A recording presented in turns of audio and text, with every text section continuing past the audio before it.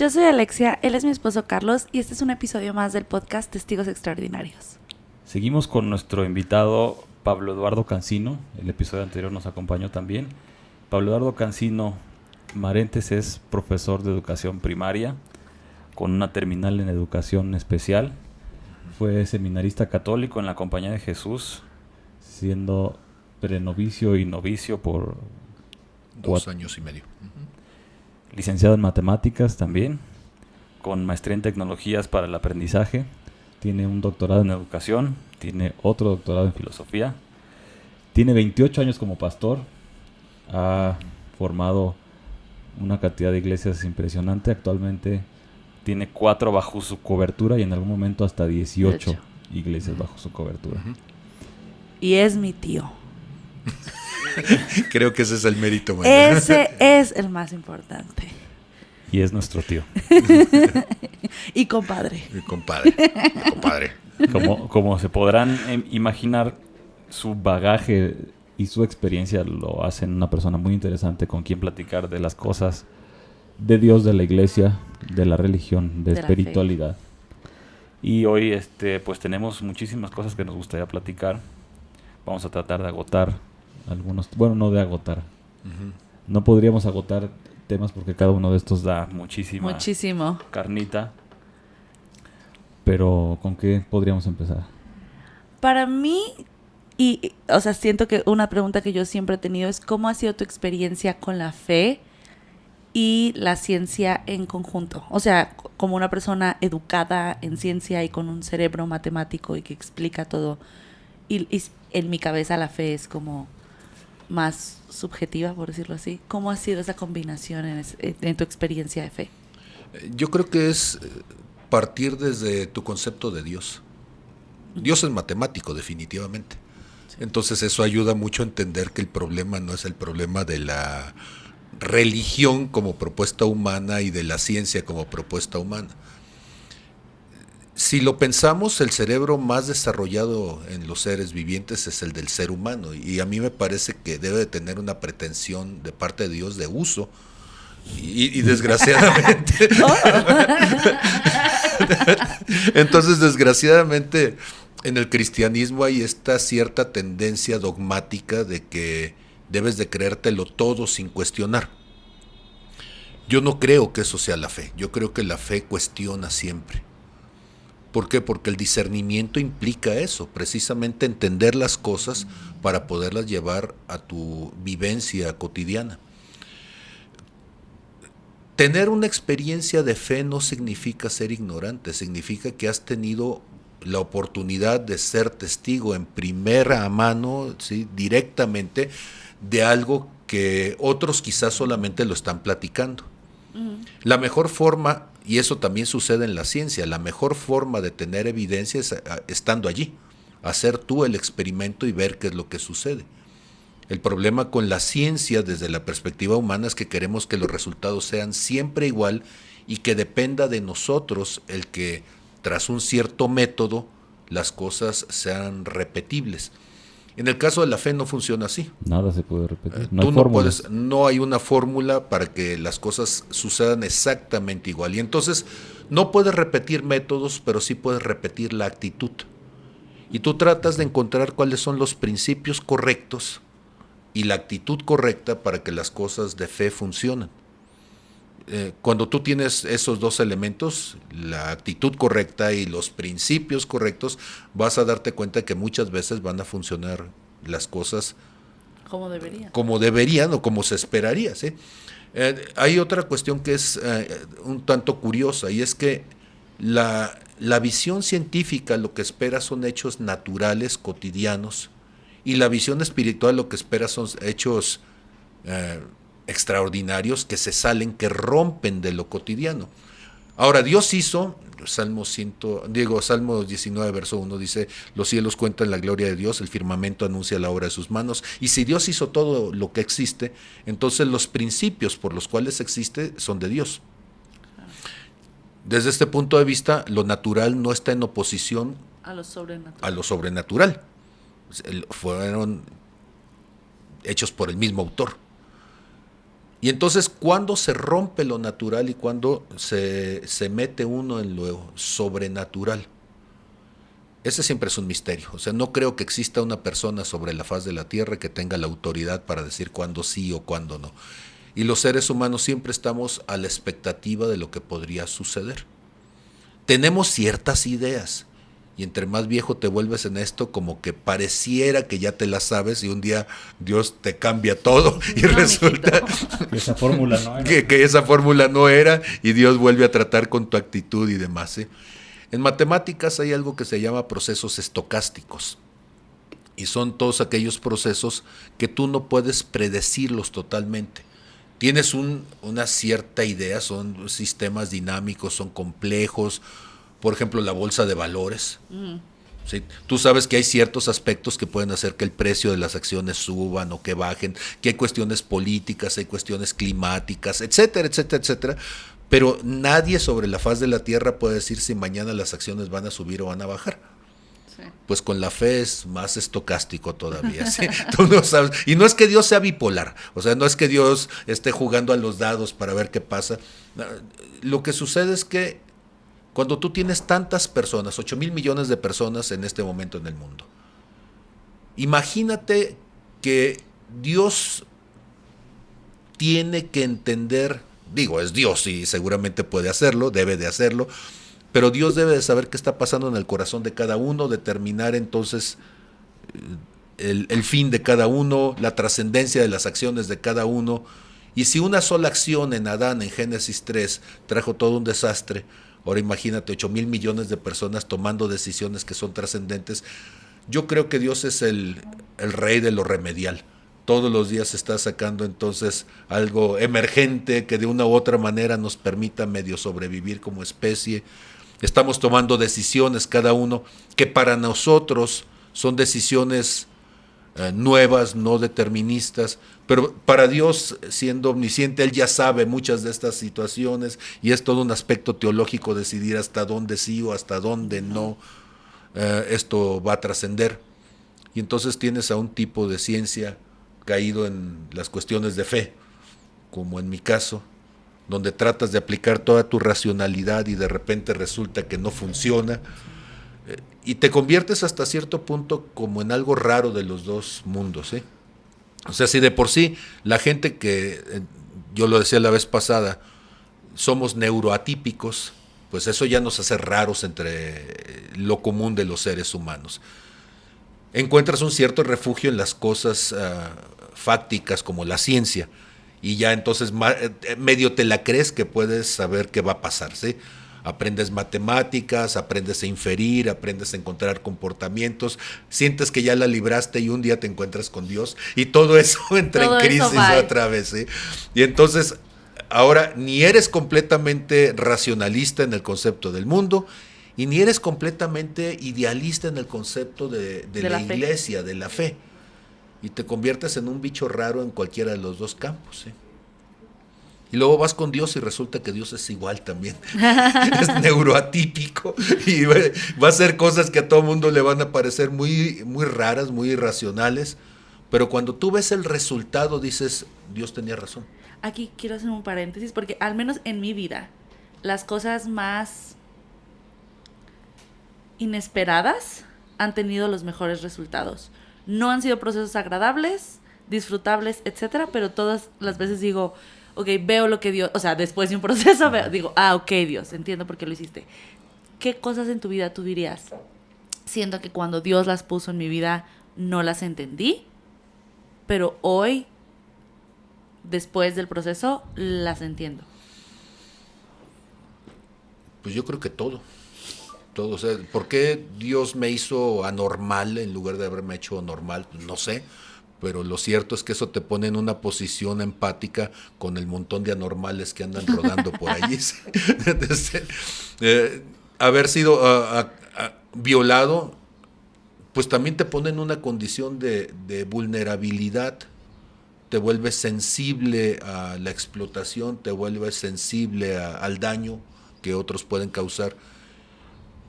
En mi caso me dio un corazón muy protector, muy pastoral, o sea, a partir de eso me pasé la vida tratando de cuidar de otros Quizás si esas cosas no hubieran sucedido, Sí, tu actitud sería otra, ¿no? mi actitud Tu sería conducta. otra. Si yo no hubiera sentido el rechazo, si no hubiera sentido la agresión, si no hubiera sentido... Ahora, no te estoy diciendo que fue Que un los- lecho, un Un- lecho de rosas. de rosas, ajá, como dicen, ¿no? Esta frase de Amado Nervo, ¿no? Sobre quemarle los pies a alguien. Pues sí, o sea, sí, de repente puedes sentir que te han quemado los pies toda la vida, pero hay un punto en donde tú asumes una actitud ante ello. Entonces, yo creo que no solamente es lo que sucede, sino la reacción que tienes ante lo que sucede, la que te pone en una postura delante de Dios de que todo eso sea una bendición. Así es. Sí. Víctor Frank va a hablar de la resignificación, el sentido de las cosas. Y las cosas no tienen sentido en sí mismas, sino es el sentido que logras encontrarlo. Y yo creo que la fe te lleva a buscar el sentido de Dios. ¿Sí? 100%. Y probablemente eso no satisfaga a muchos, va a parecer totalmente un argumento muy irracional, pero la fe es encontrar un sentido que te permite sublimar las tragedias de este mundo. ¿Sí? Y eso te convierte, eso ya de por sí es algo que sale de lo natural. Sí. ¿Sí? La gente está esperando que los milagros sean cosas que rompan el campo físico. O sea, un milagro sería que gravitaras, no sé, 10 centímetros del suelo y que te la pasaras volando, ¿sí? O que como en la Matrix detuvieras con la mano Con la todas las mano balas algo. y cayeran. O no sé, o sea, siempre pensamos en cosas así, pero lo sobrenatural es ir más allá de lo animal. Porque lo animal, lo biológico es lo natural. Claro. Y cuando tú te comportas más allá de lo animal, más allá de lo biológico, en realidad tú te estás comportando sobrenaturalmente. Quizá esto le va a romper las ilusiones a más de alguno que tenga un pensamiento mágico, fantástico, ¿sí? Pero yo creo que mucho de lo que hacemos humanamente es definitivamente sobrenatural. Sin caer entonces en la ciencia ficción espiritual, ¿no? Sí. Pero entonces, ¿qué experiencias? Todas las experiencias. O sea, cuando tú ves la vida así y tú puedes encontrarle algo hermoso aún en los momentos más horribles y esa perspectiva te mejora como ser humano, te permite ser empático con otros, te permite trascender cualquier circunstancia. Yo creo que eso es la presencia de Dios en tu vida. Y si además de eso hay ocasiones en donde definitivamente rompes toda ley natural. Sí, una vez estaba ahogando a una persona. Yo estaba chamaco, tendría 15 años. Me dijeron, era un campamento de los Scouts, estábamos en una zona donde había un lago, alguna cosa así. Y una persona se empieza a ahogar, alguien dice, se está ahogando fulano, y yo salgo corriendo. ¿Sí? Yo estaba pensando, cuando llegue la parte donde ya no puedo ir corriendo, pues me voy a tirar y voy a nadar hasta llegar a la persona. Como yo había recibido formación para poder ser entonces un rescatista, pues estaba pensando qué era lo que iba a hacer. No me percaté, porque la urgencia así es, yo no me percaté cómo iba caminando, cómo llegué. Finalmente cuando llegué resulta que nunca tuve necesidad de nadar. Llego, me paro junto a él, lo agarro, me lo echo al hombro, me doy la media vuelta y salgo con él, ¿sí? Medio caminando, corriendo, y llego a la orilla, lo pongo, lo ayudo a respirar y finalmente la persona salva la vida. Ya después de todo eso, entonces me pregunta, ¿cómo me sacaste? Le digo, pues fui por ti, te agarré y te saqué. El agua nunca llegó más arriba de mis rodillas. Y tú dices, ¿cómo se estaba ahogando en un charquito de charco agua? que estaba más abajo de las rodillas? No sé. ¿O cómo fue que yo pasé y llegué hasta allá? No sé. Lo que sé es que llegué y lo salvé. Yo creo que muchas veces nosotros, en lugar de estar viendo, o sea, lo que Dios quiere que hagamos, estamos como si fuéramos el tramoyista queriendo ver cómo suceden las cosas detrás. ¿Sí? Sí.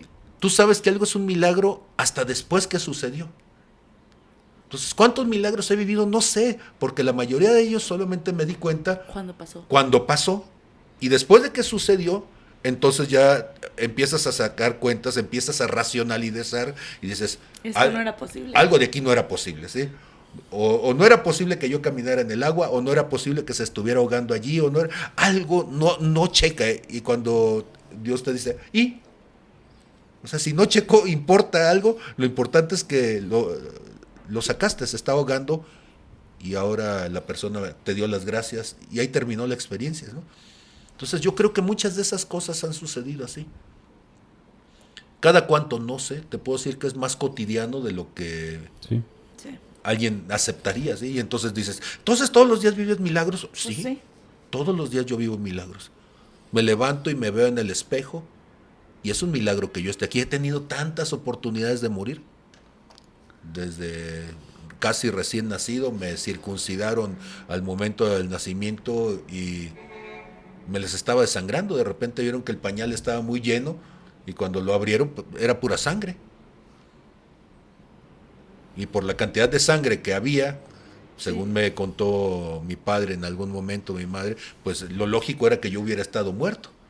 Entonces ya desde ese momento digo, pues sí, sí era un milagro que estuviera. Y como eso, lo que me quieras decir, todos los días. ¿Eh? Entonces yo me veo y yo digo, es un milagro que esté vivo. Me encanta hablar de eso. Sí, o sea, la experiencia humana no cambia, pero con Dios es diferente. Porque tienes la capacidad esta de ver milagros en todos lados que al ojo de otra persona o de un no creyente no serían. ¿Qué es lo que sucede cuando tú ves las cosas desde lo natural? En el mundo natural, la supervivencia implica que siempre estás viendo posibilidades de muerte. Ese es un pensamiento de supervivencia.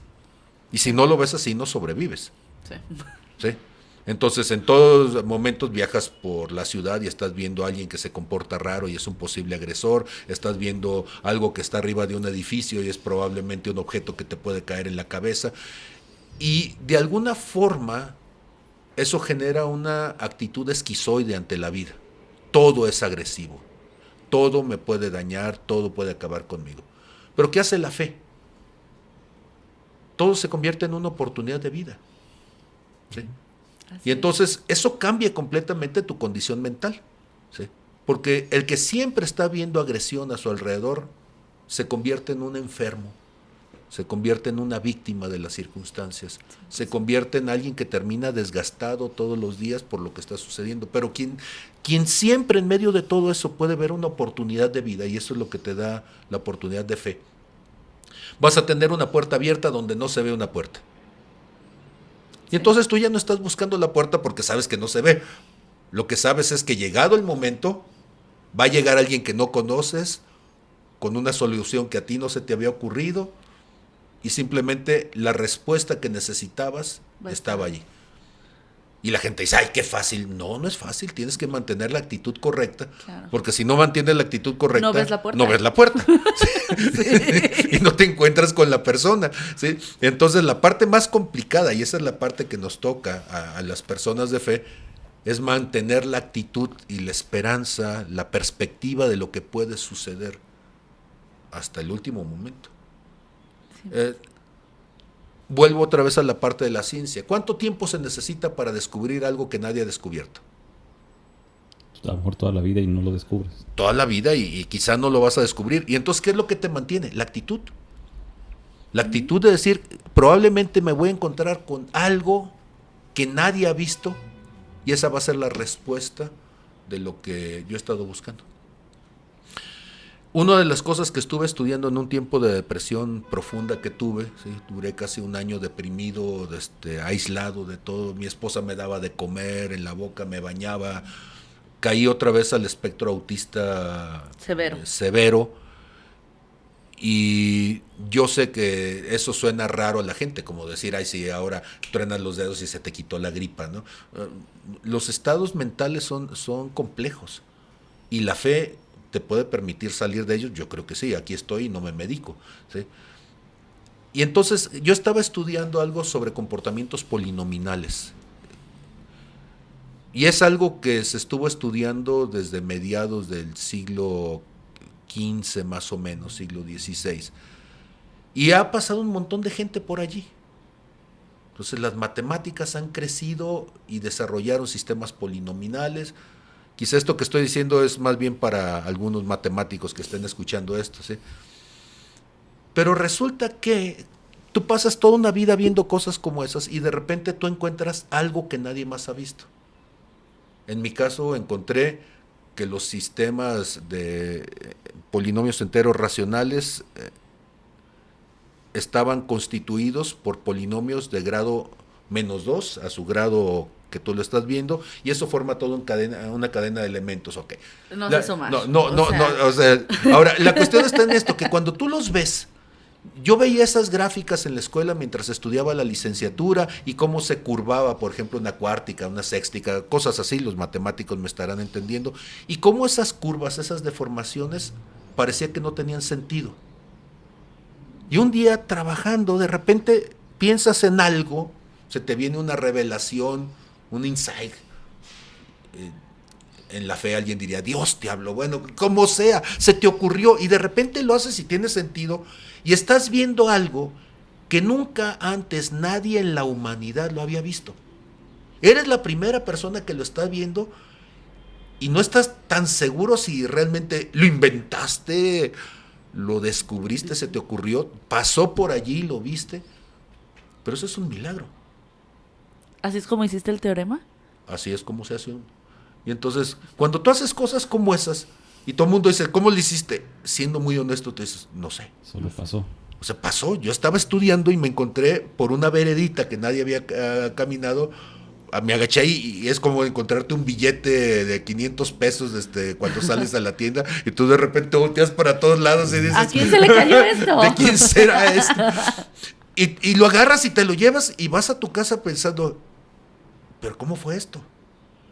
En la ciencia hay mucho de eso. O sea, si somos muy honestos quienes nos dedicamos a la ciencia, lo cierto es que tú no puedes decidir en qué momento vas a inventar algo, ¿no? Tú puedes estar toda tu vida tratando de imaginar algo y jamás lo vas a poder imaginar. John Nash decía que lo más difícil es tener una idea creativa, una idea original, novedosa. Y necesitas, pues sí, talento, trabajo, no, pero hay mucho circunstancial. La fe es eso. La fe es eso. Entonces, por eso, cuando la gente dice, es que la ciencia y la fe están muy distanciadas, le digo, bueno, si tú nunca has estado en las dos partes, las ves muy distanciadas, pero cuando tú has vivido toda la vida en las dos partes, tú dices, es lo más común del mundo. Hasta dónde tu creatividad realmente es tuya, simple resultado de una sinapsis, o hasta dónde es divina, algo que se sale de ti, a lo que podríamos llamar divino, ¿sí? En una dimensión que ni siquiera tienes una idea. El ser humano, con todos sus miles, millones de años que le puedas poner en la teoría que te pongas, apenas estamos entendiendo la teoría de cuerdas. O sea, que apenas estamos entendiendo que hay materia y hay energía que se sale de nuestra capacidad de percepción, que está allí. Quizá Dios pueda estar en eso, no sé, no tenemos una respuesta y dudo que alguien en este momento de la humanidad la tenga. Así que como que es muy necio de repente despreciar todas esas cosas, ¿no? Pero pues en esas andamos todos los días. ¿En qué momento podríamos notar como humanos, y después de todo esto que hemos estado platicando, la intervención de Dios? ¿Cómo puede un ser humano sobre la faz de la tierra decidir que algo eso no es de Dios? El Señor Jesucristo habla de este mismo problema, pero Él lo plantea a posteriori y dice, por sus frutos los conocerás.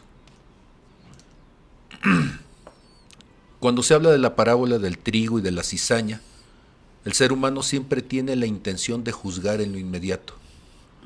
Pero hay muchas cosas que se van a aparecer en la vida. Él toma la imagen del trigo y la cizaña porque, hablándole a campesinos hebreos del momento, pues ellos tenían entonces estas dos especies que eran tan similares en sus hojas, en su brote, en la forma en que se desarrollaban, pero dice que irremediablemente al final de todo el proceso, cuando sale el fruto, cuando la consecuencia la tienes allí, entonces es cuando tú disiernes. La palabra discernir significa separar. Separas lo que es trigo, lo que es bueno, lo que es deseable, y separas lo que es cizaña, lo que es no deseable.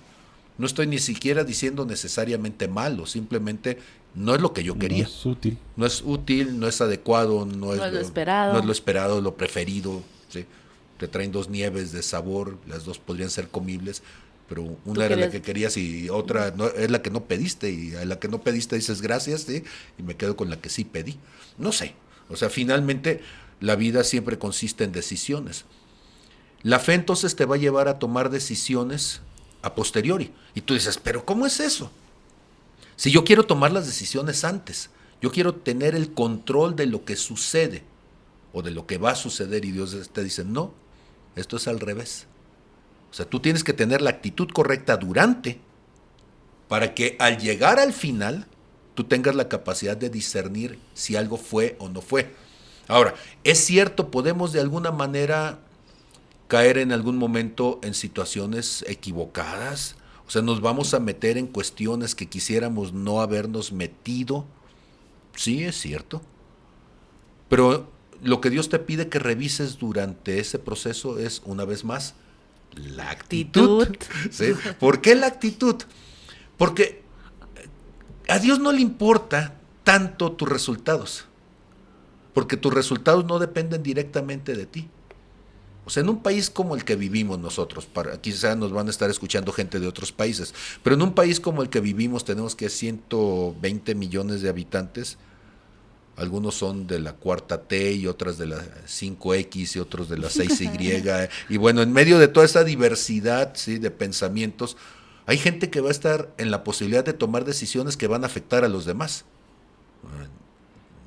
Sí, mis decisiones, yo tomo decisiones todos los días, pero el nivel de mis decisiones, siendo un pastor, un profesor de carrera, pues es mínimo comparado con alguien que esté en un sistema de gobierno, que dependan de él las vidas de quienes están en todo un estado de la república. Entonces, vamos a decirlo así, yo estoy viviendo en un estado que representa menos del 1% de la población a nivel nacional. Eso ya me pone en una condición. ¿Sí? No soy un empresario, no soy alguien que tenga entonces una influencia financiera, pues tampoco. Soy un profesor de matemáticas, ¿sí?, que ve temas de teoría de conjuntos, de teoría de números, de teoría estadística, de probabilidad. O sea, realmente el tipo de cosas que yo voy a hacer tiene un impacto aparentemente mínimo en las decisiones de todos los demás. Pero mi actitud ante las cosas sí cambia las circunstancias de quienes están a mi alrededor. Y mi actitud ante la vida también. Le puedo dedicar horas a tratar de encontrar entonces la forma de desbaratar criptológicamente las claves, y hubo un tiempo en donde me puse a trabajar sobre eso, ¿sí? Pero luego me di a la tarea de pensar, ¿y qué va a pasar si encuentro la clave para desencriptar todo?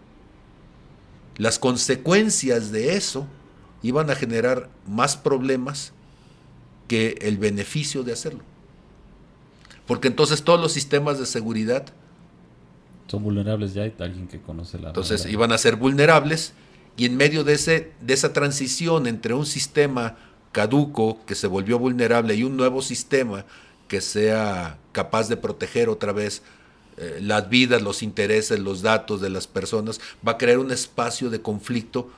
Y yo sé que van a decir, ni siquiera estaba en ese nivel. Sí, pero ya desde el primer momento tu intención al hacer las cosas tiene que decir cómo va a afectar a los demás. Y entonces, en medio de todo eso, tú te das cuenta de entrada que tu intención no es acorde a lo que Dios quiere.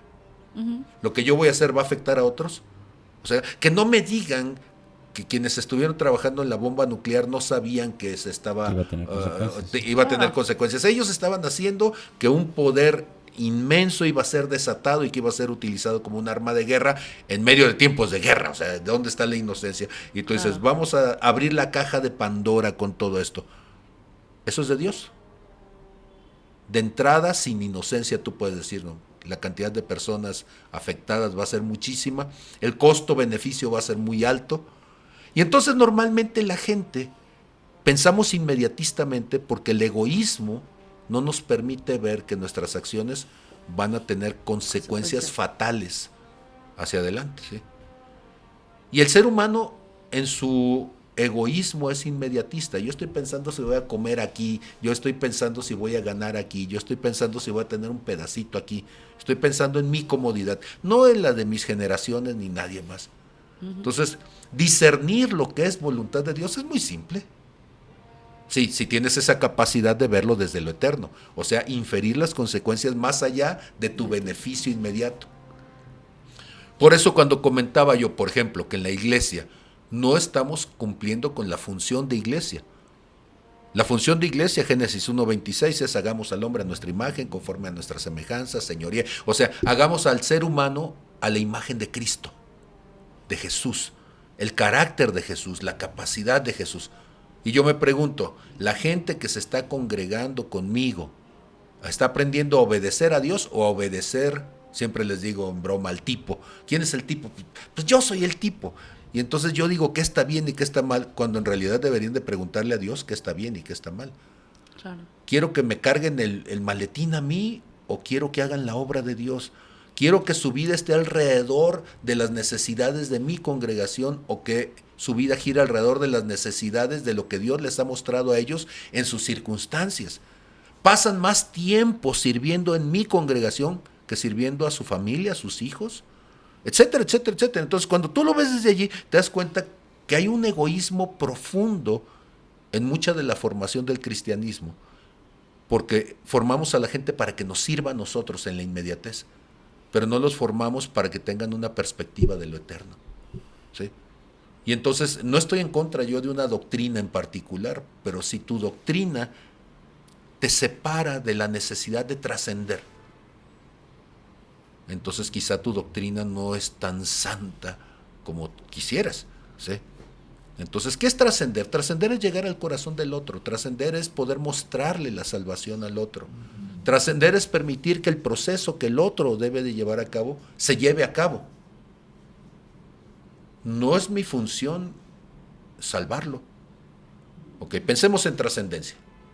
En Génesis 6, Dios llega con un hombre raro, que se llama Noé. Raro porque piensa diferente de toda su generación, de todas las personas del mundo, ¿sí? Todos los demás están buscando su provecho, están buscando su placer, están buscando, ¿sí?, satisfacerse a sí mismos, ¿sí? Y este hombre es diferente. Y él llega y le dice que dentro de 100 años va a llover. Nunca ha llovido, no tiene ningún referente de lo que significa la lluvia. Todo lo que ha visto es que el agua surge de abajo hacia arriba. Y de repente le dice, es que el agua va a venir de arriba hacia abajo. Y él dice, ¿está loco? Nunca ha llovido. Vas a tener que hacer un barco. Pero se lo dice en un espacio que está lejos de cualquier fuente de agua. Vas a hacerlo de madera de gofer, una madera rara para nosotros ahora. Yo no sé si en ese momento había mucho, pero no le dice, haz una mezcla de maderas, es de específicamente esa. Y le empieza a dar una serie de instrucciones, pero la parte más importante le dice, díselo a los demás. Nadie le cree. Tiene en ese momento su esposa, nacen sus hijos, y sus hijos crecen con esta idea loca de que va a pasar algo que es una catástrofe, y que le toca hacer entonces la barca. Pasa 100 años haciendo la barca. ¿Para qué? Pues él no sabe quién se va a meter. Porque Dios en ningún momento le dijo, tú vas a decidir quién entra y quién no. Él le dice, tú haz la barca. Y ya. Y ya. Cuando llega el momento, Dios empieza a traer, bueno, le dice que junte alimento. ¿Para cuánto? Pues mucho, muchacho. Pues mucho, sí. ¿Cuánto? Dice, pues no sé, llénalo. Y entonces este hombre empieza a llenar de alimento, él se encarga de que aquella cosa funcione, pero Dios es el que va a traer los animales. Noé no anduvo persiguiendo ni a una araña, ni a una culebra, ni a un nada. ¿Por qué? Porque Noé es un ser humano y el ser humano es prejuicioso. Él hubiera subido a los borreguitos y él hubiera subido al caballito y a todo lo que le sirve a Noé, ¿sí? Pero hubiera dejado fuera el zancudo que me pica, el cocodrilo que me muerde, la serpiente que me mata, el león que me asusta. O sea, entonces, ¿quién lo sube? Lo sube Noé. No, lo sube Dios. ¿Quién cierra la puerta? No, la cierra Dios. ¿Quién decide quién se mete? No, lo decide Dios. El arca de Noé es una semblanza de la iglesia. Dios nos ha llamado a abrir lugares, pero en ningún momento Dios nos dijo quién entra, quién no entra. Dios no nos dijo, Dios dice, vas a alimentar al que llegue. Oye, Señor, ¿qué es asesino? ¿Qué esperabas de un cocodrilo? ¿Qué esperabas de un león? ¿Qué esperabas de cualquier depredador? Y se metieron los asesinos. Señor, es que es bien ponzoñoso. ¿Qué esperabas del alacrán o qué esperabas de la serpiente? ¿Sí? Es que ninguno de ellos era agradable a Noé. Y Dios le dice, no importa. Es que no se trata de ti. No se trata de ti. Se trata de la salvación de ellos porque todo esto se va a inundar y yo no quiero que ellos se pierdan. Yo quiero que se salven. Y a ti te toca abrir el espacio para que se salven. Señor, pero es que sus doctrinas no me gustan, a mí no me importan tus doctrinas, a mí me importan las mías. Este espacio es para generar salvación. Qué bonito. Y entonces, ¿qué le toca a Noé? Solamente hacer el espacio. Hacer el espacio. Nada más. Señor, pero es que aquí yo mando. Y Dios dice, no, discúlpame, Noé, tú no has entendido la metáfora, ¿sí? O sea, aquí tú eres servidor mío, ¿sí? Tú eres colaborador. A ti te toca alimentar a los animales, limpiar su caquita, limpiar la orina, porque si no, imagínate un año de orina ahí, no, entonces a usted le toca limpiar la caca, limpiar la orina, sacarla, ¿sí? Darles de comer. Darles de comer. Usted se va a convertir en el sirviente de los animales. ¿A poco no está bien el término, Noé? Y el otro estaba esperando, no sé, que fuera ¿sí? El señor de las bestias. No, y le dice, usted nada más es el cuida animales y los va a cuidar bien. Y va a haber todos los días un milagro. ¿Cuál es el milagro? Vas a ver que la comida alcanza. Vas a ver que el cocodrilo que normalmente se comería al ciervo al llegar al agua, no se lo va a comer. Que la serpiente no va a morder a la oveja. ¿Sí? Vas a ver que los que son totalmente antagónicos van a comportarse como si fueran hermanos. Sí, dentro del arca hay un cambio en la actitud natural. Son fieras, pero no se comportan como fieras. Ojo, el león nunca dejó de ser león. El cocodrilo nunca dejó de ser cocodrilo. La oveja nunca dejó de ser oveja. Pero mientras están en el arca, se comportan diferente. ¿Cuánto tiempo tuvo que ayunar el león? No sé. O capaz que tuvo que comer pastito durante algunos días. No sé. Lo cierto es que las ovejas no se las tragaron los leones, o sea, no las llevaron como alimento para los depredadores. Llega el momento, un año y como 17 días o algo así, en donde Dios los pone otra vez en el monte, se asienta el arca en lo más alto de una montaña, el monte Ararat. Dios abre la puerta y bajan todos ellos a seguir con su vida. La experiencia de salvación les enseñó un estilo de vida distinto y Dios les dice, ahora sí, criaturitas, sigue con tu vida. Y entonces yo creo que la iglesia a veces no entendemos esta parte. A nosotros no nos toca ser Dios, nos toca ser Noé. ¿Sí? Y la iglesia, pues es un lugar lleno de caca y de orines. Digo, el arca es la iglesia, ¿sí? Y a nosotros lo que nos toca es limpiarla, tenerle paciencia a cada uno en su proceso, alimentar al animalito, enseñarle que no muerda al otro, pero no nos toca cambiar a nadie. Qué fuerte. Sí, todos tienen lugar en el arca. Todos. Y Noé no tiene la facultad, ni el poder, ni su responsabilidad en decidir quién entra y quién no entra. ¿No? Entonces, es que un satánico llegó a la iglesia, qué bueno. Para eso es, ¿no? Para eso es. Para eso es la iglesia, para que el satánico llegue y para que llegue el narcotraficante, que llegue el sicario y que llegue el matemático también y que llegue el filósofo y que llegue... Claro, y para que lleguemos todos. Todos. Con nuestras cositas. Porque el arca es la posibilidad de salvación, es el regalo para que entonces el otro encuentre su salvación. Ahora, ojo, el arca no salva a nadie en sí, a menos que el otro quiera quedarse en el arca. ¿Por qué? Porque alguien puede entrar al arca y a los 3 días se tira de la borda y se regresa otra vez al charco, ¿verdad? Bueno, pero abre la posibilidad de que se salve, ¿sí? Ahora, esta metáfora ni siquiera es mía, esta metáfora es de Dios, ahí está en la Biblia. Nada más hay que interpretarla adecuadamente, ¿no? No, y no sé si a alguien no le haga sentido que así debería de ser la iglesia. Entonces, cuando de repente nosotros decimos, es que la iglesia es santa, la iglesia será santa, sí, o sea, seremos transformados con poder, sí, Pero el arca es el proceso, es un espacio de procesos de transformación. ¿Cuánto tiempo? El que sea necesario, ahí vamos a estar flotando a la deriva a ratos, ¿eh? Y la gente dice, ¿a dónde va tu iglesia? Pues a donde la lleve el viento de Dios, ¿eh?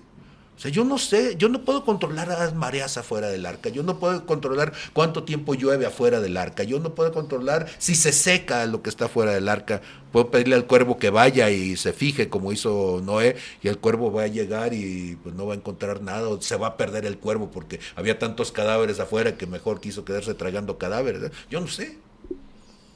Pero lo que yo sí puedo saber es que me toca que adentro nadie se trague. Ese es mi chavo.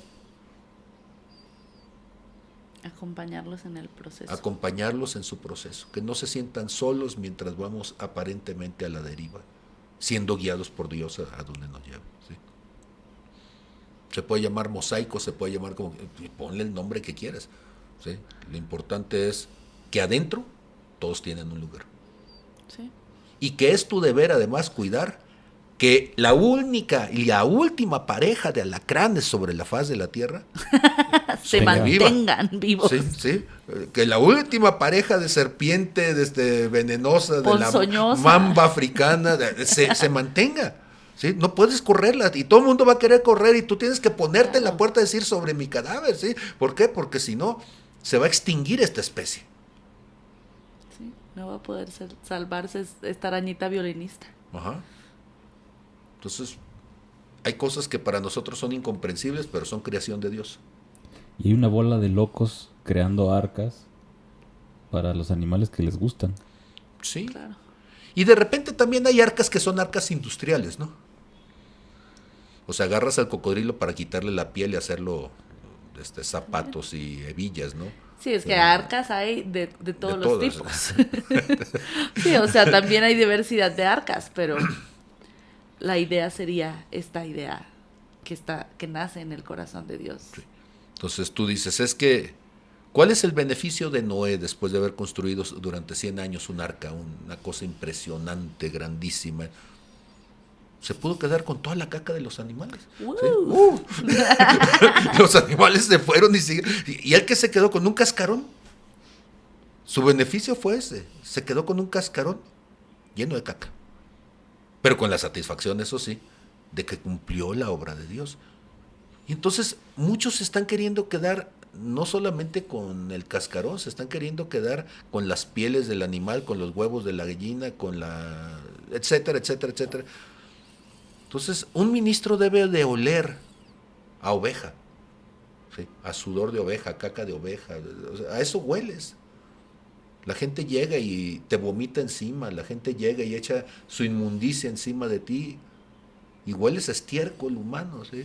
Porque estás lleno de todas las carencias, de todos los dramas, de todos los quejidos. Ese es el oficio del ministro. Ministerio. Ese es el ministerio. Y tienes que limpiar al animal, tienes que bañarlo, darle de comer, atenderlo, que se le baje la fiebre, ¿sí? Y que siga adelante. Quisiera ser bien claro, porque nos hemos encontrado con mucha gente que se siente facultada para decidir quién entra y quién no entra en una iglesia. Sí. ¿Es la misión de algún ministro? ¿Hay algún ser humano en la faz de la tierra que pueda decirle a alguien, tú no tienes lugar en la iglesia de Cristo?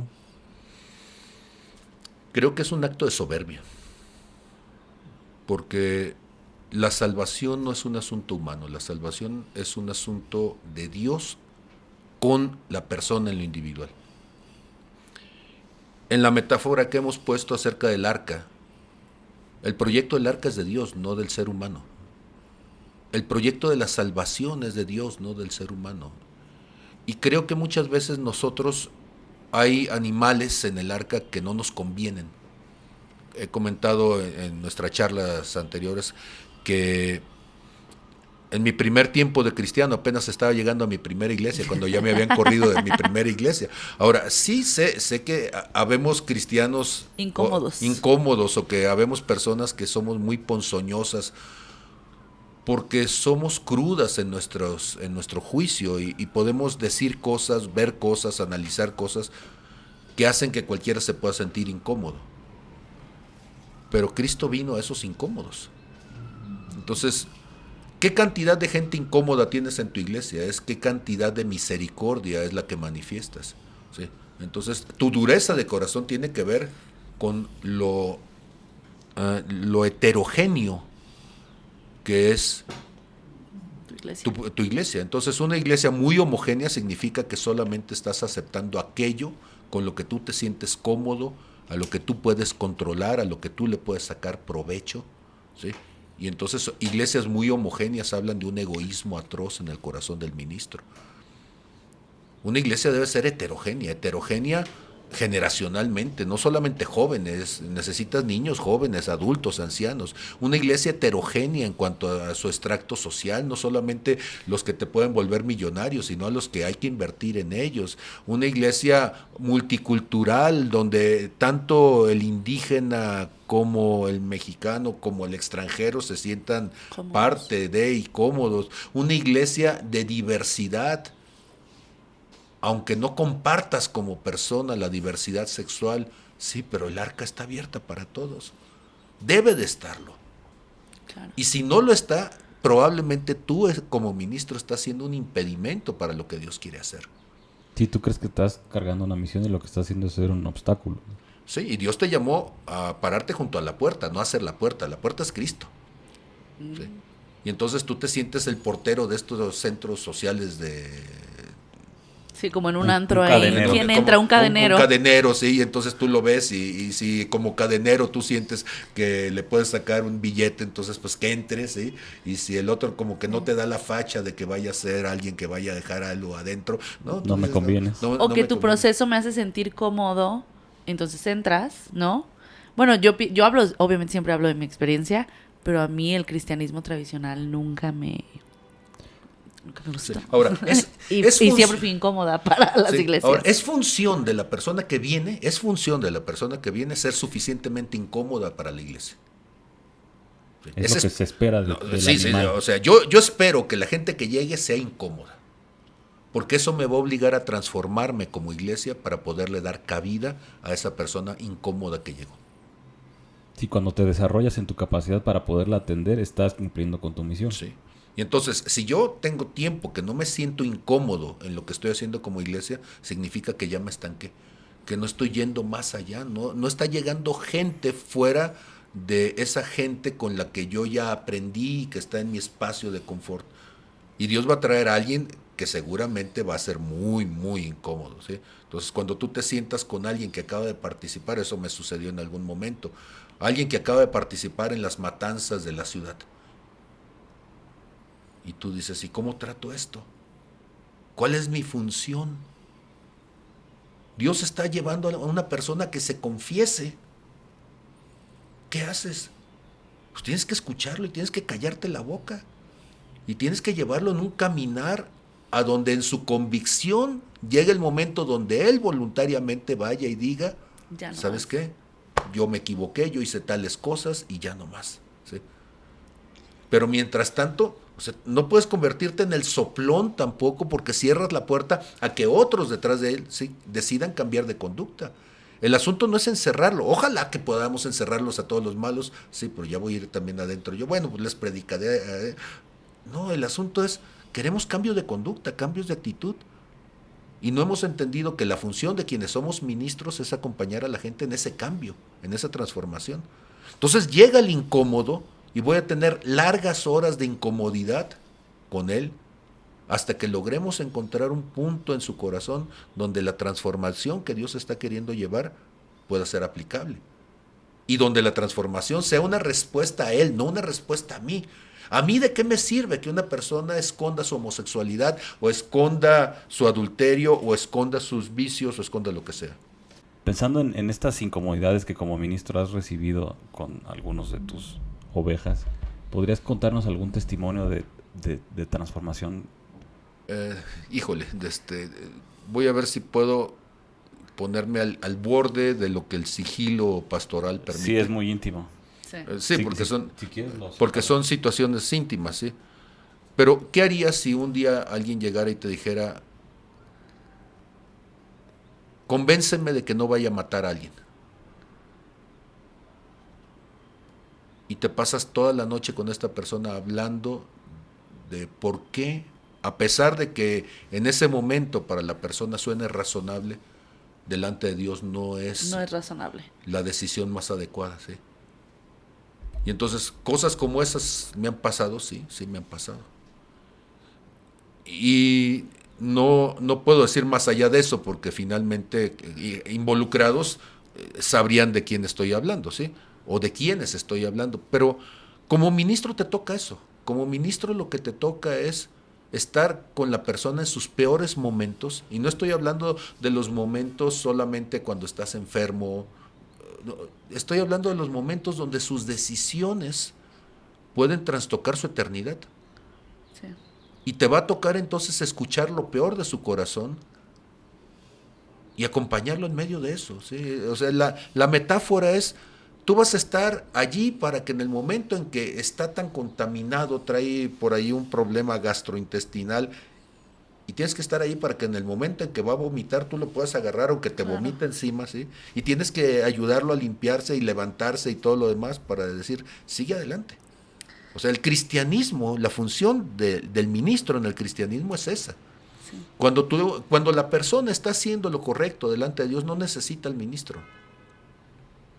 Él va a caminar en dirección de Cristo y va a hacer lo correcto. Pero es en esos momentos de crisis donde se necesita. El problema es que lo hacemos al revés. Entonces, a veces el ministro está más enfocado en la gente que le está yendo bien, la gente que no necesitas hacer mucho con ellos, es más, a la gente que puedes obtener algo de ellos, y entonces le dedicas más tiempo a eso. Y estos incómodos, incapaces, miserables, endeudados, yo esto que estoy diciendo lo estoy tomando en broma irónicamente con el ejército que David comienza a levantar ahí en 1 Samuel 22, ¿eh? Y entonces tú dices, uy, y esta gente, los endeudados, los afligidos, los enlutados, los miserables, toda esa gente a la que no le quieres dedicar tiempo, Dios dice, esos son a los que les debes dedicar el tiempo. ¿Sí?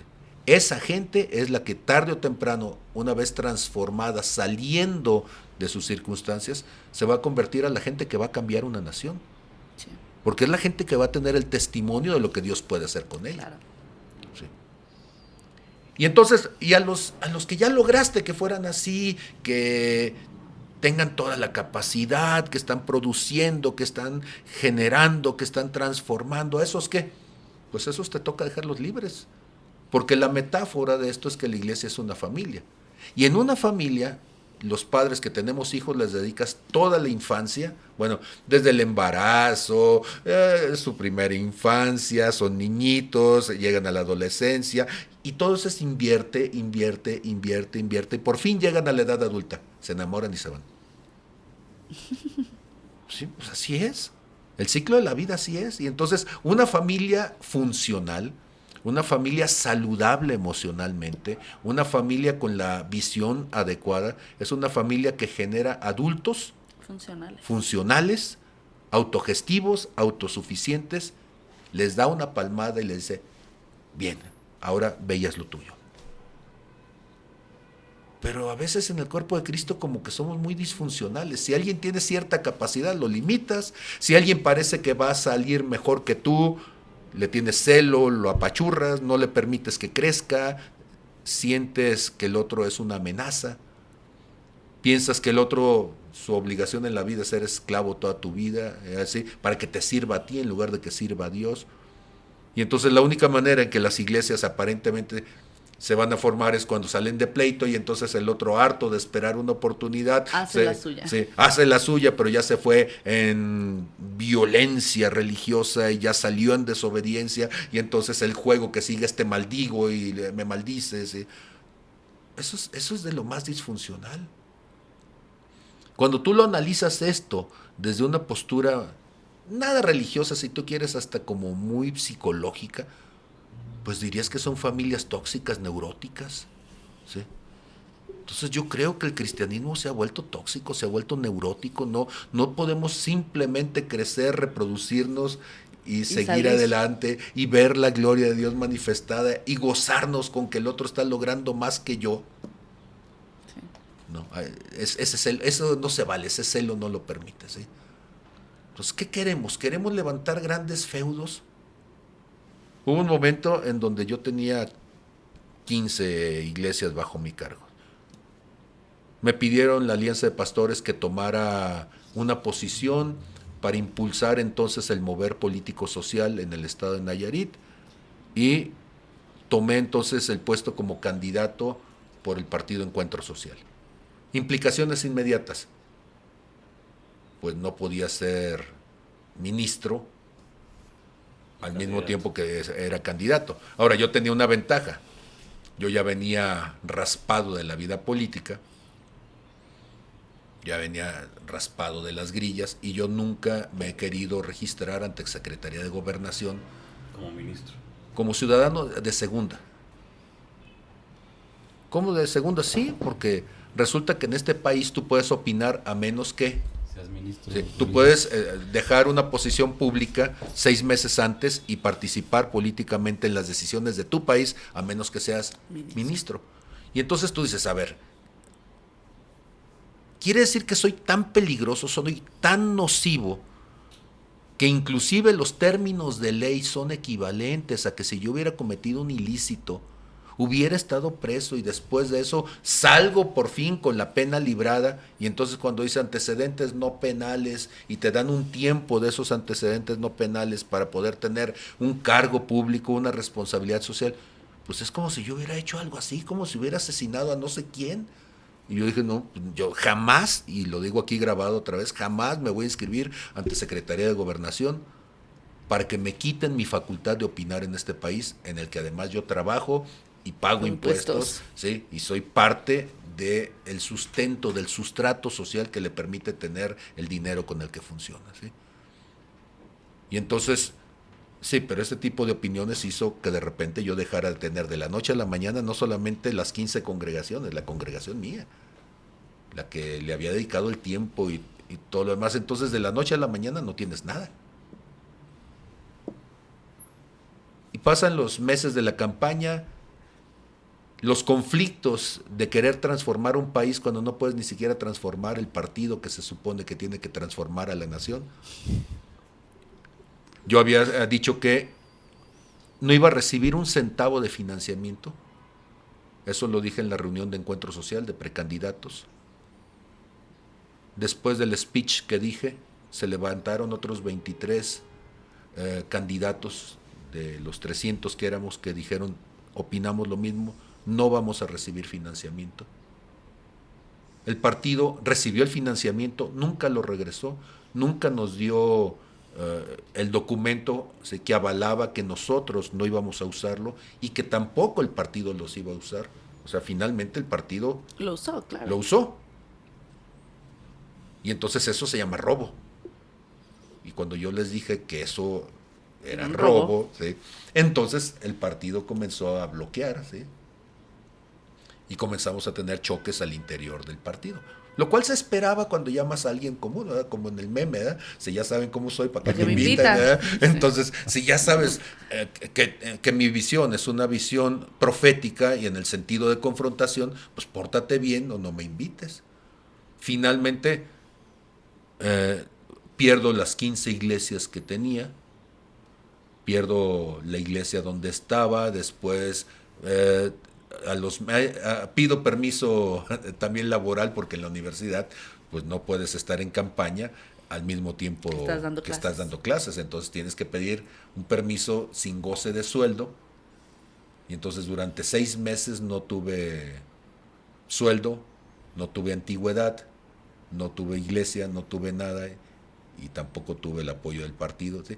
Pero todo eso fue una excelente experiencia, ¿sí? Porque después de eso decidí que no íbamos a formar una estructura religiosa. ¿Qué es lo que hacemos ahora? Lo que hacemos es acompañamos a gente que tenga su llamado, los que tienen un llamado para levantar una congregación, que la levanten, pero no me deben obediencia a mí. Entonces, ¿cuándo voy a tener toda una estructura religiosa que llene todo el país? Jamás. Jamás. ¿Cuándo va a haber una iglesia que se llame igual que la mía? Jamás. Porque cada uno debe ser responsable delante de Dios como ministro de lo que está haciendo. Ahora, ¿mi función cuál es? Somos amigos en el Señor. Estoy más viejo, más correteado, más lleno de cicatrices, pues te puedo decir, cuidado, mira, por ese caminito que vas, ¿sí? Te puede traer conflictos, pero tu decisión es tuya, ¿sí? Mi función no es controlar al otro, mi función es aconsejar y la decisión es de cada uno. Ahora, todo eso sirve precisamente cuando tú ves cómo las estructuras, en lugar de generar un mover de Dios, a veces generan un impedimento al mover de Dios. Porque la estructura se vuelve algo que que se establece, el término es anquilosarse, endurecerse, y quien vive de la estructura está viviendo más de lo que el humano puede hacer que de lo que Dios puede hacer. Entonces ya tenemos cuotas y hay que darle a alguien. Claro que yo creo en las finanzas de la iglesia, claro que yo creo en que los ministros somos dignos de nuestro salario, pero también creo que el que no trabaja, que no come, y el apóstol Pablo hacía tiendas, y tengo años en mi ministerio que yo sigo trabajando. Yo mantengo a mi familia. Siento que es mi responsabilidad como cabeza de familia mantener a mi esposa, mantener a mis hijas. Y si la iglesia lo que hace puede colaborar de alguna manera en el ministerio, qué bueno, pero la gente llega y no tiene un signo de pesos en la frente, ¿sí? Entonces habrá gente que llega y que no puede aportar un centavo, pero Dios lo trajo allí, bendito sea Dios. ¿Sí? Entonces, ahora yo sé que es una postura que suena extrema, sí, porque necesitas generar posturas extremas cuando la iglesia de repente se ha desvirtuado a un lado. Entonces, si tú ves las doctrinas de la prosperidad y del exceso de presión para que la gente haga cosas, pues entonces necesitas ponerte en el otro lado y decir, vamos a tratar de equilibrar, ¿sí? Sí. Porque luego está esta sensación, especialmente yo creo que entre la gente no creyente, de ir a la iglesia es ir a que te desfalquen, ¿no? Y bueno, la gente con justa razón puede decir, Pues sí. ¿y a qué se dedica esta persona? ¿Qué hace productivo? Ahora, yo sé que hay un esfuerzo en ser ministro, claro que lo sé, tengo 28 años siendo ministro, ¿sí? Y que trabajo en 2 o 3 lugares al mismo tiempo y no tienes tiempo para un montón de cosas, sí, sí lo sé. Sería más cómodo solamente dedicarme a algo y que además me pagaran eso y las vacaciones y todas las preventas. Sí, sería mucho más cómodo. Pero para poder ser ejemplo en una generación que exige ejemplo, estamos en un momento social en donde la gente no le basta un buen discurso, quieren ver Pruebas. pruebas, congruencia. Y esa congruencia implica entonces que si tú llegaste miserable a la congregación, después de un tiempo ya no seas miserable. Y entonces yo estoy urgiendo a la gente siempre, ponte a estudiar, ponte a desarrollar, ponte a ser un emprendedor, ponte a crecer, de tal forma que dentro de un año, dentro de 2, dentro de 10, dentro de 20, ¿sí? Tú puedes decir, esto es, no solamente Dios salvó mi corazón para la eternidad, ¿no? Pero también le pude dar de comer a mis hijos, ¿sí? Y donde la gente entonces se vuelva proactiva, productiva, copartícipe de formar este país, ¿sí? Entonces yo creo que el cristianismo tiene que abarcar todas las partes de la formación del ser humano, ¿sí? Que la fe debe ser una plataforma para que te conviertas en un mejor ente social, en un mejor ciudadano, en un mejor empresario, profesionista, vendedor, chofer de camión. Yo no sé qué es la vocación de cada uno, pero que la persona pueda hacerlo lo mejor, ¿sí? Esa es la iglesia. O sea, cuando nosotros decimos hay que crecer, hay que hacer crecer la iglesia es ese Juan Pérez, la iglesia es esa María López, esa gente es la iglesia. Y a esa gente es a la que tenemos que dedicarle para que crezca. Cada uno de ellos debe ser la imagen de Cristo. Y ahí es más complicado, porque es más fácil adornar un local que adornar a los miserables que Dios te trajo, ¿sí? En ese sentido, ¿qué tan importante es el papel de la iglesia como un señalador del pecado, ¿no? ¿Tenemos suficiente información en la Biblia, por ejemplo, para poder determinar qué, cómo y cuáles son los pecados que tenemos que señalar. ¿Es misión de la iglesia señalar el pecado en la gente? Yo creo que la primera misión de la iglesia es resignificar el concepto de pecado. Sí, porque pecado como mancha voraz, como esa cosa negra que se supone que se debe percibir en alguien, pues es... El problema con los constructos complejos es que dicen todo y no dicen nada. Entonces tenemos que resignificar el pecado para que el pecado nos ayude, un término nos ayude a saber si estamos haciendo algo correcto o no. Si pecado es alejamiento de Dios, vamos a decirlo así, distanciamiento de Dios, diríamos que lo santo es hacer las cosas a la manera de Dios. ¿Sí? Entonces pecado sería cuando tú no estás haciendo las cosas a la manera de Dios. No sé si eso ya empieza a ser más tangible, pero entonces, ¿Dios es un Dios corrupto? ¿No? Entonces cualquier cosa corrupta que tú haces no es a la manera de Dios, cámbialo. Es un asunto metodológico. ¿Sí? Nosotros pensamos en el pecado como algo tangible, pero como si fuera una sustancia. Y en lo filosófico no es sustancial, es procedimental. Por eso pecado tiene que ver con actitud, no con hecho. La actitud que yo tengo ante algo me dice que metodológicamente no estoy haciendo las cosas de la manera correcta. Esa actitud es lo que deberíamos llamar pecado. Sí, yo puedo hacer algo que en apariencia es, no sé, bueno, ir a casa de alguien, ayudarla como buen cristiana, y tal vez voy con la intención de criticarla o juzgarla, ¿no? Y ahí está mi pecado. O sea, mi pecado no es en que estoy yendo a ayudarte a tu casa, sino que yo adentro estoy como, mira, fulanito, no barre bien, ¿no? Isaías 5:20 dice, hay de los que lo bueno llaman malo, lo malo lo llaman bueno, que hacen de la luz tinieblas, de las tinieblas luz, etcétera. Sí. Es un asunto de actitud. Entonces no hagas cosas buenas que parezcan malas, cosas malas que parezcan buenas. No hagas cosas buscando sacar ventaja. Entonces sí te ayudo, pero ya voy y te reviso tus cosas. Ya veo de qué manera saco ventaja. Ya me cuentas algo y ya veo cómo lo voy a utilizar después para manipularte, controlarte. Todo eso es pecado. O sea, si lo queremos ver así, o si quieres decirlo, todo eso es poco ético, todo eso es inmoral, todo eso es perverso, todo eso es abusivo, todo eso es corrupto. Bueno, pues hay que ponerle el montón de nombres para poder decir, es corrupto que alguien, que si yo soy ministro y me aprovecho de tu confesión auricular, pongo mi orejita, me das los datos y después yo te chantajeo con eso es corrupción. Si yo acepto que ciertas personas, por el dinero que me ofrenden, tengan una condición especial de trato que otros, eso es corrupto. Si yo acepto que alguien que está dentro de la congregación con un cierto nivel de autoridad esté, no sé, tocando sexualmente niños, que tristemente ha sucedido tanto en el cuerpo de Cristo, tú dices, eso es corrupto.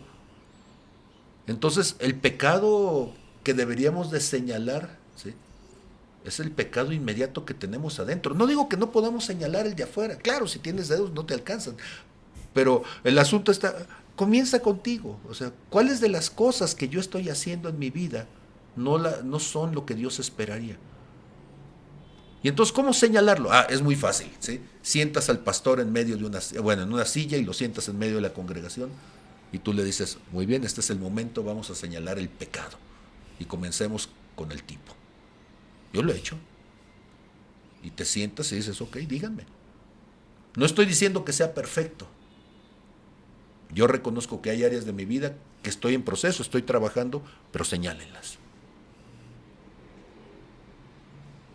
Si tenemos ese valor para señalarnos a nosotros mismos, por lo pronto no vamos a tener mucho tiempo de andar señalando afuera. Y los que vienen de afuera, cuando ven ese tipo de cosas, se van a dar cuenta que estamos dispuestos a cambiar, a mejorar. Entonces, ¿soy yo la persona indicada para señalarle? Y vuelvo con el asunto de la homosexualidad porque es un asunto de debate en la iglesia, ¿no? ¿Soy yo el apropiado para señalar la homosexualidad del otro? No, no me toca a mí. Yo soy pastor y hay gente que están en procesos de homosexualidad en la congregación. Sí. ¿Son bíblicos? No. ¿Es decisión mía? No. No. Mi proceso es acompañarlos a ellos hasta que ellos tengan la convicción y logren entender la homosexualidad de tal manera que para ellos sea una decisión el quererlo cambiar ¿O no? o no. No me toca a mí. Hay gente en tu congregación que fuma, muchos van a decir no. Y hay gente que juzga, sí, y los dos son pecado. Hay gente que miente, sí. Que manipula, Que manipula, sí. que chismea. Hay gente avariciosa, codiciosa, sí. Ah, claro, pero no se nota, ¿sí? Y no se nota porque entonces lo cubrimos de oropel, ¿no? O sea, le ponemos tintes de aparente santidad, ¿no? Pero tan pecado lo uno como el otro. Entonces, ¿cuál pecado tenemos que señalar primero? El propio. Comencemos por el de los ministros, ¿sí? Porque el buen juez Por su casa. por su casa empieza, y entonces comencemos por el de los ministros. ¿De cuál? Del que esté más arriba y de ahí para abajo, ¿sí? Toda la estructura ministerial. Y pongámoslo, ¿sí? En la mesa y veamos qué vamos a hacer con ellos, ¿sí? Con esos pecados, ¿no? O sea, ¿cómo vas a enfrentar esa área de carencia? ¿Cómo vas a enfrentar tu envidia, tu miedo, tu egoísmo, tu manipulación, tu lo que sea, ¿sí? Es algo muy curioso, mira. Una de las prácticas fundamentales en la industria de alimentos, en la industria de medicamentos, es que tú puedas mantener estéril el recipiente. Y eso se esteriliza antes de que tú le eches cualquier cosa. Porque de otra manera, cualquier cosa que eches se va a contaminar. Nosotros estamos más preocupados en el cuerpo de Cristo por lo que está afuera que por lo que ya está adentro, sin darnos cuenta que lo que está adentro es lo que está matando al cristianismo. Entonces estamos preocupados si el de afuera viene contaminado. No, el de afuera puede ser que venga nada más con una pequeña herida, pero cuando llega la podredumbre de adentro, entonces se vuelve peor, sí. se vuelve peor al gusanero que ya hay ahí. Y entonces, sí, yo sé que esto que estoy diciendo es burdo, pero ¿quién, si quisiera cambiarse, se pone una ropa sucia? ¿Sí? Entonces, ¿quién, si quiere un cambio de vida, va a llegar a ponerse unos trapos mugrosos? ¿O quién, si se va a operar el corazón, se va a meter en un quirófano Sucio. ¿sí? Sucio y agusanado? O sea, entonces, estamos pensando que la iglesia, desde el propósito de Dios, es el espacio para la sanidad presente y futura de nuestra sociedad. Pues sí, pues entonces preocupémonos por descontaminar lo que ya está dentro. Sí. Y hay entonces bastantes evidencias, donde quiera las puede uno encontrar, de cómo la iglesia se ha pervertido, de cómo la iglesia no está cumpliendo con su función de purificar su corazón. Y como digo, esto empieza en el liderazgo. ¿Tengo autoridad para decirlo? Sí, soy líder. Cuando uno se convierte, uno está diciendo, bueno, es que quizá tengo que cambiar,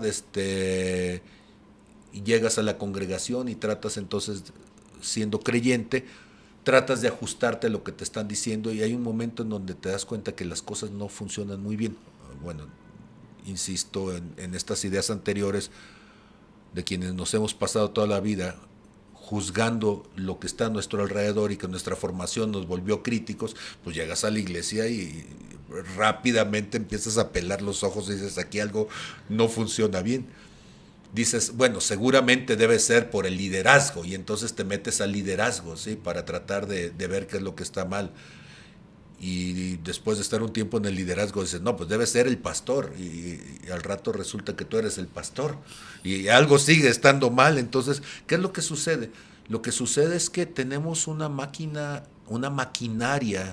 que no está cumpliendo con la función. Imagínate una empresa que se dedica a hacer tornillos, ¿sí?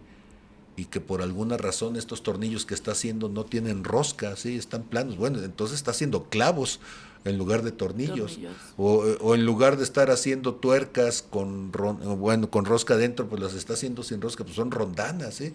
Algo está funcionando mal en la maquinaria de la iglesia, que no estamos generando a personas a la imagen y semejanza de Jesús. Y entonces lo que tenemos que cambiar es la maquinaria. Algo no está bien y tenemos que siendo saludablemente críticos, tenemos que pensar en reformular lo que hacemos.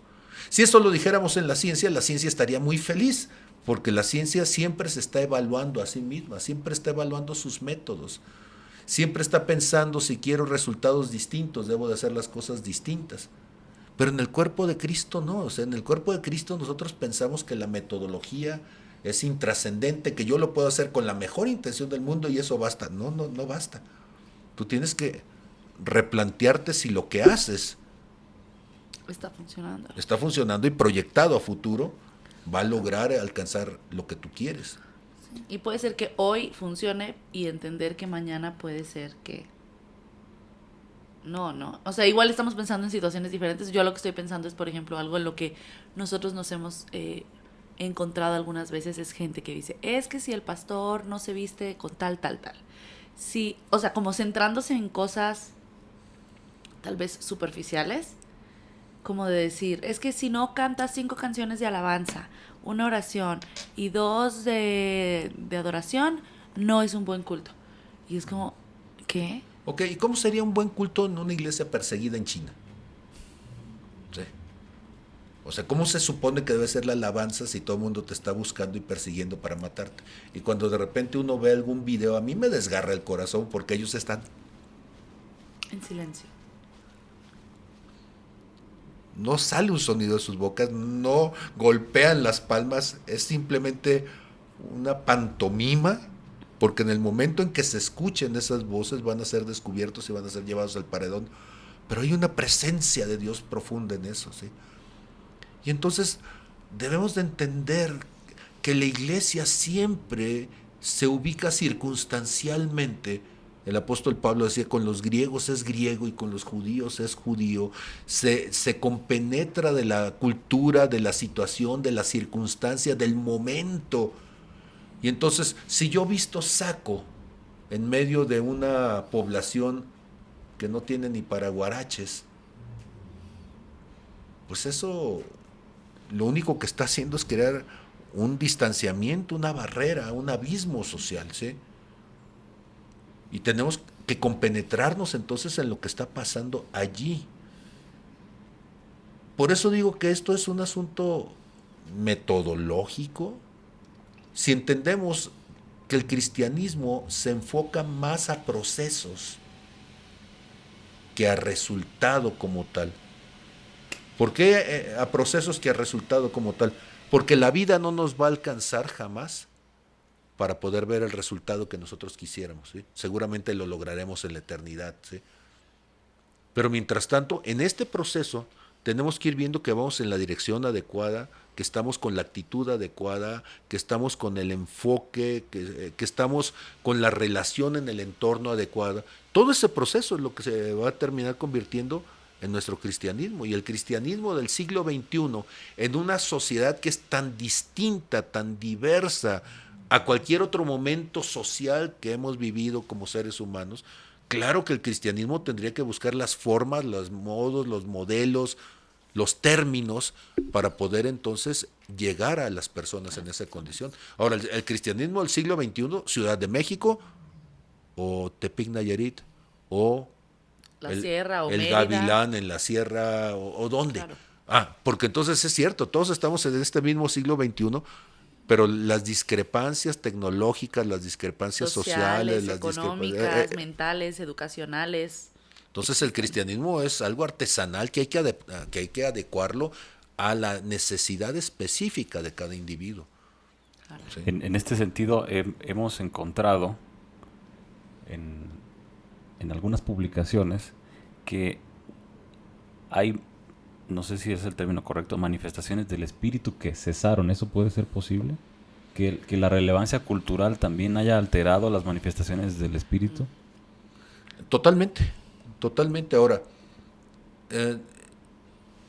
¿qué encontramos nosotros en el libro de Malaquías que nos debe dar una clave de cómo es la relación de Dios con el hombre? El ser humano hay un momento en donde su actitud aleja a Dios, contrista al Espíritu Santo. O sea, 5:15 dice, andaré pues, volveré mi rostro, ¿sí?, hasta que ellos reconozcan su pecado, en su angustia me buscarán, ¿sí? Volveré a mi lugar, esconderé mi rostro. Lo que Dios está diciendo en Oseas 5:15 y que lo cumple en Malaquías es, me callo, me doy la vuelta, te dejo en tu situación, ¿sí?, hasta que estés listo para escuchar. Históricamente Dios estuvo 400 años entre Malaquías y el tiempo de Jesús, donde no hubo palabra profética, donde no hubo manifestaciones, donde no hubo nada, ¿sí? Nada. Puede ser que haya personas, que haya circunstancias, que haya lugares en donde Dios esté en silencio, puede ser, pero no es un asunto de que sea el deseo de Dios, es un asunto de la necedad humana, ¿sí? Entonces yo tendría que preguntarme hasta dónde y hasta cuándo Dios ha estado hablando en mi vida. ¿Cómo lo sé? Otra vez por mi fruto. Y es bien fácil sentarme con mi esposa y preguntarle, o sea, ¿realmente soy el tipo de persona que debería de ser? Y ella muy amablemente me va a dar una lista larga de cosas en donde yo puedo tener oportunidades de crecimiento y me va a decir, no, mira, está bien, pero fíjate. No sacas la basura. Y tú dices, ¿y esto qué tiene que ver con el cristianismo? Tiene que ver con el servicio, tiene que ver con la responsabilidad, tiene que ver con la empatía, tiene que ver con un montón de cosas y además tiene que ver con que si no lo haces por orgullo, entonces tu orgullo te está haciendo un impedimento, ¿sí? Entonces yo tengo que ser un mandilón y tengo que servir a mi esposa. Tú tienes que tener la actitud correcta. Quizá un día ella pueda decir, sabes que abusé de ti, y entonces ella crecerá en donde tenga que crecer. Pero el cristianismo entonces trata de volvernos personas que están muy por encima de ese nivel meramente biológico, orgánico, siempre digo animal, sí, así lo dice el apóstol Pablo. Y ese ya es un milagro.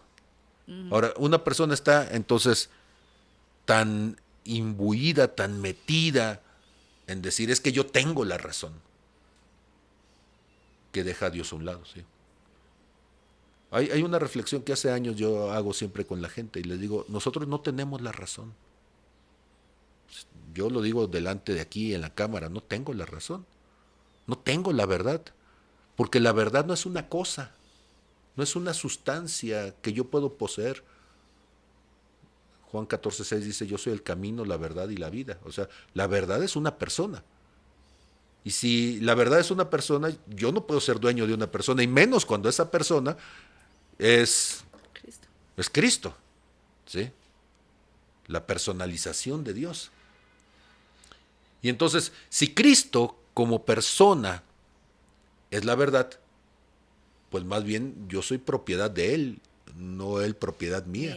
Entonces yo no tengo el copyright de la verdad, yo no tengo el monopolio de la razón, no, o sea, yo soy un ser humano ignorante que todos los días me estoy levantando y diciendo, Señor, explícame cuáles son las cosas fundamentales de esta vida. Y soy el menos indicado además para poder montarme en ese nicho de pensar que soy infalible, autosuficiente, todo capaz. No.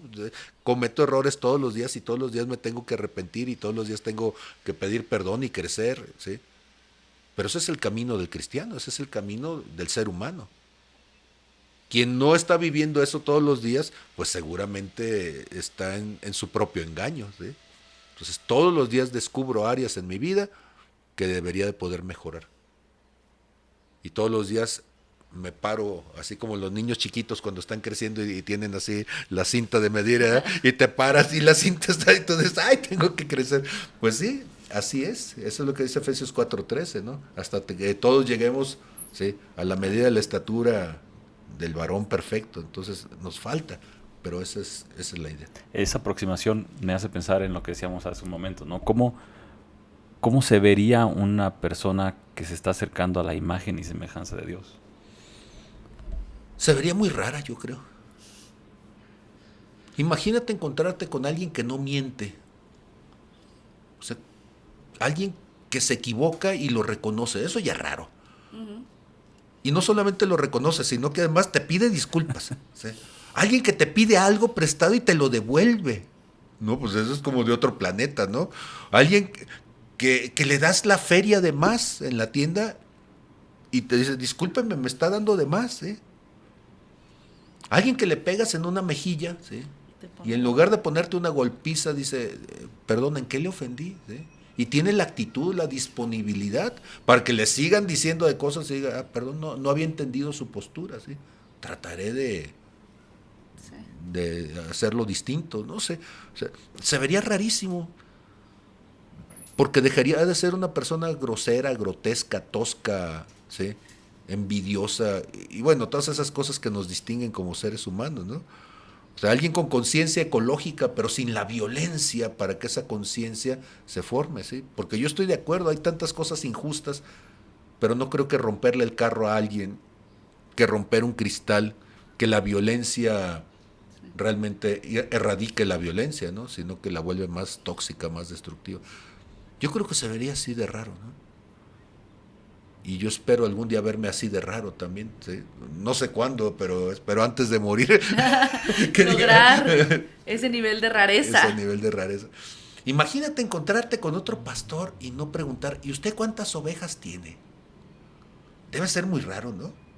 ¿Usted cuántas iglesias ha formado, no? Feliz, o sea, como sentirte genuinamente feliz por los logros ¿Cuáles logros? del otro. Del otro. Ah, del otro, sí, o sea, O sea, decir, como o sea, decir, ay, qué buena onda que tú hiciste esto más que yo. sí, Que o tú sea, tienes más que yo. sí, o sea, me gustó lo último que predicaste porque de vez en cuando escucho tus predicaciones, o me gustó el libro que hiciste, fíjate que esta idea que dijiste Me llenó. me dio una nueva área de crecimiento. O sea, yo creo que si los cristianos habláramos de esas cosas y el otro dijera, no, pues gracias, pero en realidad ni siquiera fue algo que me pasó directamente, porque fue algo que escuché, sí. Y entonces ese asunto de tener que rubricarlo todo, o sea, el santo de Dios, el ungido de Dios, es eso, ¿no? O sea, ¿cuánto de lo que yo sé lo sé directamente y cuánto fue porque se lo escuché a alguien más? Pues el idioma que hablo se lo aprendí a alguien y las cosas que aprendí, pues casi nada en la vida es netamente original mío, ¿sí? Y entonces, una persona que puede estar agradecida por todo lo que ha recibido. Y Lo que bueno no, y lo malo. Lo bueno y lo malo, ¿sí? Y aún eso, ¿sí? ¿Por qué? Porque todo Saúl, bueno, digo, todo David necesita un Saúl, ¿sí? O sea, todos cuando nos estamos formando, habrá alguien, un líder que no te entendió, habrá alguien que te señaló, que te hizo la vida aparentemente complicada. Y tú debes decir, gracias por ese Saúl. Todos Davides necesitamos un Goliat. Alguien a quien te enfrentaste y era contrario a lo que Dios quería, pero pudiste sobrevivir y pudiste de alguna manera vencer. Imagínate un David que no tuviera a su Saúl, que no tuviera a su Goliat. Incluso, y aunque sea trágico, tú necesitas también tener a tu Absalón. O sea, tú no entiendes muchas cosas de la Biblia hasta que te dividen la iglesia y hasta que se llevan la mitad de la gente. Y tú no entiendes lo que es el perdón hasta que alguien te ha partido el corazón a la mitad, ¿sí? O sea, es falso que tú sepas de misericordia si alguien no te ha arrastrado en el suelo, ¿sí? Y después de eso tú te levantas y tú dices, pero gracias por lo que has hecho en mi vida. Me acuerdo cuando fue la boda de Pau que nos tocó hablar del matrimonio. Pau es tu hija. Paulina es mi hija mayor, sí. Y nos avisaste horas antes de la boda o un día antes que teníamos que dar algo, una palabra o algo así.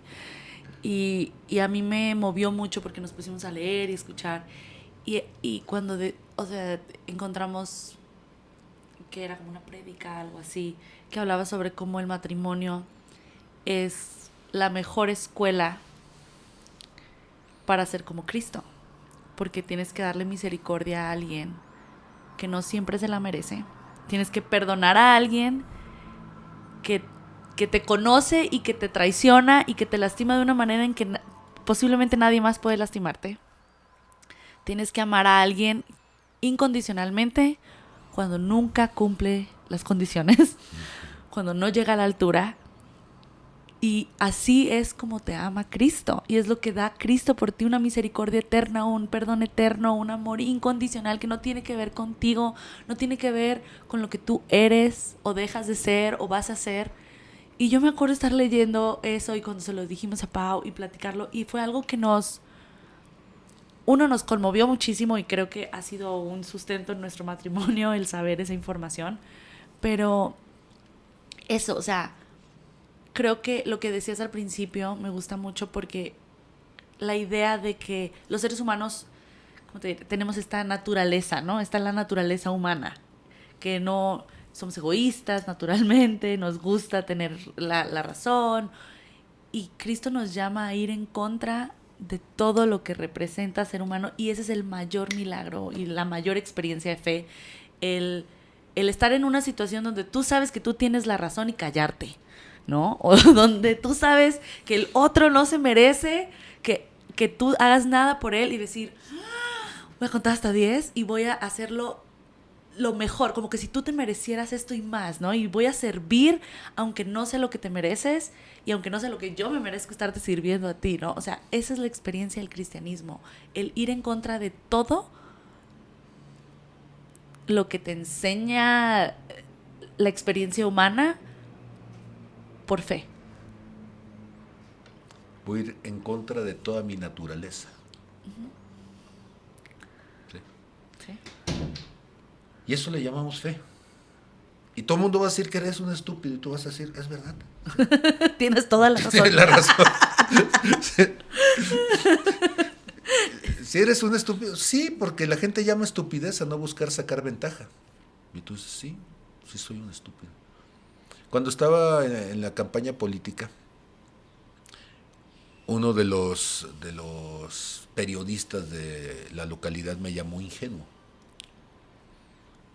Y yo dije, sí, o sea, pero como siempre lo hago, mi tendencia es decir, bueno, primero pensemos en la palabra, ¿qué significa ingenuidad? Una persona ingenua es alguien que no ha hecho algo alguna vez, es un novicio. Entonces sí soy ingenuo, sí. O sea, nunca he sido alguien que ha vivido de la política. Entonces hay una cierta ingenuidad de mi parte. Un ingenuo es alguien que es bien intencionado y que pues no está pensando en hacerle daño a otros. Pues sí, si soy ingenuo, no estoy pensando yo en que esto se vaya a convertir en una forma de vida. Soy ingenuo porque el ingenuo no ve el peligro que le representa el otro y es capaz de poner la mejilla y de ponerse vulnerable. Y sí, en ese sentido también soy ingenuo, sí. Entonces soy ingenuo porque nunca he usado mi posición para pervertir o para aprovecharme. Y le digo, gracias por el adjetivo, ¿sí? En realidad sí, soy el más ingenuo de todos los que están aquí. Porque inclusive yo ni siquiera estoy esperando ganar. No estoy en el partido. Si yo quisiera ganar, me hubiera ido al partido oficial con todo el presupuesto y con toda la estructura, ¿sí? Soy ingenuo porque yo les estoy diciendo que vayamos a un debate y que con todo gusto podemos discutirlo, ¿sí? O sea, yo soy doctor en filosofía y si ustedes quieren debatir, pues podemos vengan hacerlo. Y debatimos, ¿no? Por supuesto que fui muy ingenuo porque nadie tenía el interés claro, de hacer un debate, ¿sí? Fui ingenuo porque mi campaña consistió no tanto en ir a decir mentiras, sino que con la Constitución en la mano les fui a decir cuáles eran el perfil del puesto para un candidato, bueno, para ser un diputado. Y yo usé todas mis campañas, toda la campaña la usé para dar clases, que es lo que normalmente hago, ¿sí? Y entonces la gente decía, ¿y por qué nadie nos ha hablado así? Pues porque a nadie le interesa que ustedes aprendan, le digo, ¿sí? Claro. Ay, que vamos a decirle a la gente que vote por usted para que gane. Le digo, sí, dígale. Yo sé que no voy a ganar, sí. Sería muy ingenuo pensar que podría lograr hacerlo con una intención que va contra todo el sistema. Y entonces sí, yo soy un cristiano ingenuo también. O sea, yo creo que ser ministro es un muy mal negocio, ¿sí? Y que cualquiera que estuviera pensando en poner entonces, ¿cómo le llaman perdón porque voy a decir nombres, si estuviera pensando en el Oxxo, franquicias, y entonces la iglesia no es una franquicia, ¿sí? Que tú pones en una esquinita y le pones focos para que la gente venga y entonces tú hagas tu negocito con eso. Y la gente entonces tiene un pensamiento mercantilista donde piensa que le vas a sacar a esto. Si tú lo haces bien, no le vas a sacar nada, ¿sí? Le vas a terminar poniendo. Le vas a poner 2 manos, las piernas, y te van a poner un clavo en cada cosa, ¿sí? ¿Por qué? Porque realmente el ministerio es eso, es caminar como Cristo caminó, andar como Él anduvo y llegar a donde Él llegó. ¿Y a dónde llegó Cristo? A la muerte. Pues llegó a la muerte, ¿sí? Entonces, la promesa del ministerio debe ser: un día me van a crucificar y yo debo decir, ¡wow! ¡Lo logré! Entonces, ser ministro significaría ser suficientemente incómodo a la estructura social de tu tiempo para generar esa incomodidad y que la gente entonces se arrepienta y vuelva a Dios, pero sin juzgar a la gente, sino más bien acompañando a la gente, ¿sí? Creo que hacia allá debe de ir entonces la iglesia. No sabes, Pablo, cuánta reflexión nos has llevado en este poquito tiempo. Creo que hay muchos de estos temas que son inagotables, ¿no? Sí. Y siento que, así como nosotros, muchos de quienes nos escuchen van a sentirse muy nutridos por esta plática. Con esta plática, definitivamente. Esperamos que, así como para nosotros fue y será así, seguirá siendo de utilidad, sea para mucha gente. Creo que es muy importante tener estas conversaciones y llevar a estas reflexiones, principalmente porque, como lo has dicho, creo que la iglesia no está terminando por ser el lugar para el que fue diseñado a ser, ¿no? Y el propósito para el que sí. para el que Dios nos llama a ser como iglesia. Me preocupa que, igual que con el arca, había un tiempo determinado. Que llegue el momento. Y que llegue el momento y no estemos listos, ¿sí? Que el arca no esté lista, que esté llena de agujeros y que en lugar de flotar se hunda, ¿no? Claro. O sea, me preocupa la metáfora y más la realidad. La realidad de las cosas. Claro, y creo que por eso es bien importante la conversación, ¿no? Porque creo que yo creo, en mi visión personal, entiendo perfecto lo que tú estás diciendo de como ministros, pero también hay una frase que a mí me encanta que dice que a veces tú eres la única Biblia que una persona va a conocer. Y entonces todos somos una mini arca en una manera, y es nuestra posición siempre tratar de parecernos lo más a Cristo para tratar de reflejarlo lo más a todos esos alacranes, víboras ponzoñosas, tepocatas, que están ahí y que lo único que necesitan es un arca. Es un arca.